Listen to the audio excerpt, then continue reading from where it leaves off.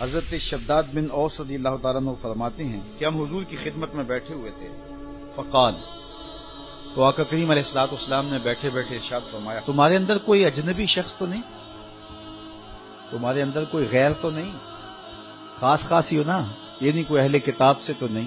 میں نے کہا حضور کوئی نہیں، سارے اپنے ہیں۔ تو آقا کریم علیہ الصلوۃ والسلام نے فرمایا اچھا دروازے کو کنڈی لگا دو، پھر فرمایا ہاتھ کھڑے کرو اور کہو لا الہ الا اللہ۔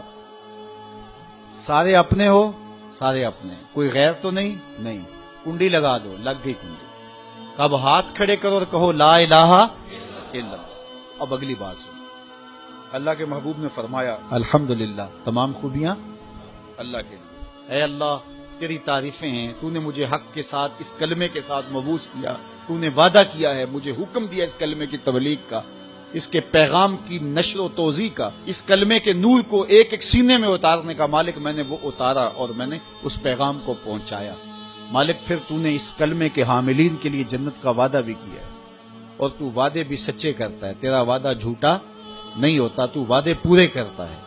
اللہ اکبر، یہ حضور نے ارشاد فرمایا۔ ثم قال، پھر اللہ کے محبوب نے فرمایا بشارت ہو، اللہ نے تمہیں معاف کر دیا، اللہ نے تمہاری خطائیں معاف کر دی، اللہ نے تمہارے گناہ بخش دیے۔ تو صحابہ کو اللہ کے محبوب نے بشارت دی۔ ایک اور روایت سنی حضرت ابو ہریرہ رضی اللہ تعالیٰ عنہ سے، جس نے ایک دن میں 100 مرتبہ سبحان اللہ و بحمدہ پڑھا۔ کتنی مرتبہ؟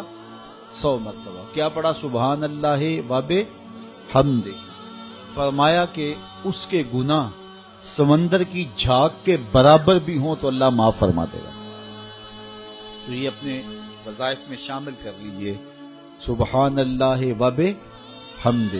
اور حدیث بخاری ہے، بلکہ بخاری کی سب سے آخری روایت ہے کہ 2 کلمے ایسے ہیں جو اللہ کو محبوب ہیں اور زبان پر مشکل نہیں، زبان پر بڑے آسان ہیں، اور جب میزان پہ رکھے جائیں گے تو پلڑے کو جھکا دیں گے، بڑے بھاری ہیں میزان پہ۔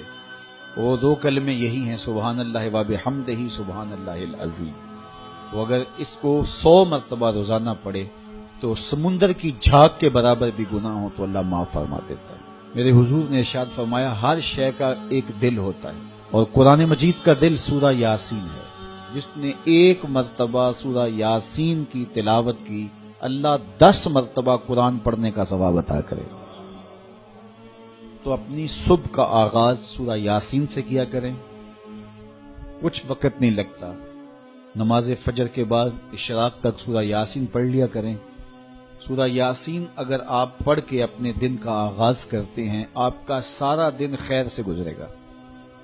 اس دن اگر کاروبار کریں گے تو برکت ہوگی، اس دن کسی کام کو جائیں گے تو رحمت ہوگی، اس دن بہت ساری بیماریوں سے، آفات و بلیات ارضیہ و سماویہ سے، دشمنوں کے حسد سے، مبغضین کے بغض سے بچے رہیں گے، لوگوں کے شر سے، حادثات سے محفوظ رہیں گے۔ تو اپنے دن کا آغاز سورہ یاسین سے کریں، اور کتنا بڑا اجر ہے۔ آپ 1 سال میں بھی شاید 10 قرآن مجید نہ ختم کر سکیں، اور سورہ یاسین پڑھیں تو 10 مرتبہ قرآن مجید پڑھنے کا ثواب نصیب ہوگا۔ رسول کریم نے ارشاد فرمایا اِنَّ سورۃ فی القرآن 30 آیہ، قرآن مجید میں ایک سورت ہے جس کی 30 آیات، اگر کوئی شخص اس کی تلاوت کرتا ہے تو وہ سورت پڑھنے والے کی شفاعت کرتی ہے، اور اتنی بار شفاعت کرتی ہے کہ اس کو بخشوا کے چھوڑتی ہے۔ وہ سورت کون سی ہے؟ وَهِيَ تَبَارَكَ الَّذِي بِيَدِهِ الْمُلْكُ، یہ سورۃ الملک ہے، 30 آیتیں ہیں۔ جو شخص اس کی تلاوت کرے، یہ اتنی بار سفارش اللہ کی بارگاہ میں کرتی ہے کہ اپنے پڑھنے والے کو بخشوا کے چھوڑتی ہے۔ تو اپنے دن کا آغاز سورہ یاسین سے کریں، اور اپنی شب کا آغاز سورہ ملک سے کریں۔ سونے سے پہلے سورہ ملک کی تلاوت ضرور کر لیں، تو انشاءاللہ اس سے رات برکت سے گزرے گی، آفات و بلیات سے بچے رہیں گے، اور سب سے بڑی بات کہ اللہ تعالیٰ جل شانہ غفران و رحمت سے مالا مال فرمائے۔